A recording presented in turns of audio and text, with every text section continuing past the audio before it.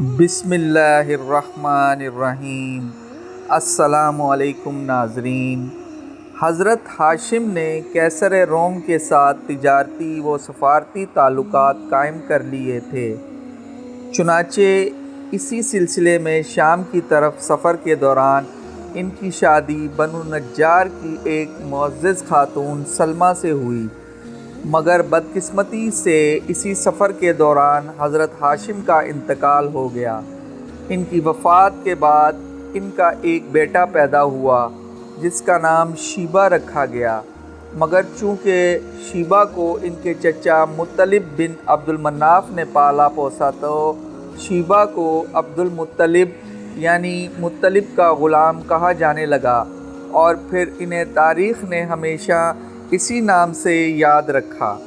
حضرت عبد المطلب بے حد حسین، جمیل، وجیح اور شاندار شخصیت کے مالک تھے۔ اللہ نے انہیں بے حد عزت سے نوازا اور وہ قریش مکہ کے اہم ترین سردار بنے۔ ایک مدت تک ان کی اولاد میں ایک ہی بیٹا تھا جن کا نام حارث تھا۔ حضرت عبد المطلب کو بہت خواہش تھی کہ وہ کثیر اولاد والے ہوں، چنانچہ انہوں نے منت مانی کہ اگر اللہ ان کو 10 بیٹے عطا کرے گا اور وہ سب نوجوانی کی عمر تک پہنچ گئے تو وہ اپنا ایک بیٹا اللہ کی راہ میں قربان کر دیں گے۔ اللہ نے ان کی دعا اور منت کو شرف قبولیت بخشا اور اس کے 10 یا 12 بیٹے پیدا ہوئے، جن میں سے ایک جناب حضرت عبداللہ تھے۔ آپ حضرت عبد المطلب کے سب سے چھوٹے بیٹے تھے اور نہ صرف اپنے والد کے بلکہ پورے خاندان کے بہت چہیتے تھے۔ حضرت عبد المطلب کو ان سے بہت محبت تھی۔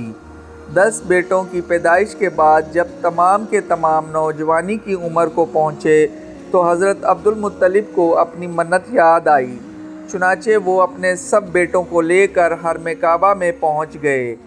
جب عربوں کے مخصوص طریقے سے قراندازی کی گئی تو قراندازی حضرت عبداللہ کے نام نکلی۔ حضرت عبد المطلب یہ دیکھ کر بہت پریشان ہوئے کیونکہ شدت محبت کی وجہ سے ان کا دل نہ چاہتا تھا کہ حضرت عبداللہ کو قربان کر دیں، مگر چونکہ وہ منت مان چکے تھے اس کے خلاف ورزی بھی نہیں کرنا چاہتے تھے، چنانچہ حضرت عبداللہ کو لے کر قربان گاہ کی طرف بڑھے۔ یہ دیکھ کر خاندان بنو ہاشم کے افراد جن کو حضرت عبداللہ سے بہت لگاؤ تھا بہت پریشان ہوئے۔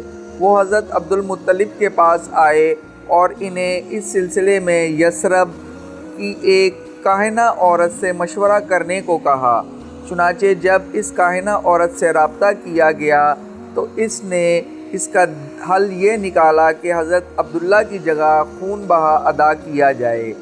عربوں کے دیت خون بہا میں 10 اونٹ دیے جاتے ہیں، تو حضرت عبداللہ کے ساتھ 10 اونٹوں کی قراندازی کی جائے اور یہ قراندازی تب تک جاری رکھی جائے جب تک قربانی کا قرہ اونٹوں کے نام نہیں نکلتا۔ چنانچہ ایسا ہی کیا گیا اور بالآخر 10ویں بار قرہ حضرت عبداللہ کے بجائے اونٹوں پر نکلا۔ اس طرح ان کی جگہ 100 اونٹوں کو قربان کیا گیا۔ حضرت عبداللہ کی شادی بنو زہرہ کے سردار وہب بن عبد المناف کی بیٹی جناب حضرت آمنہ سے ہوئی، جن کے بطن سے تاجدار دو جہاں حضرت محمد صلی اللہ علیہ وآلہ وسلم کی ولادت مبارکہ ہوئی۔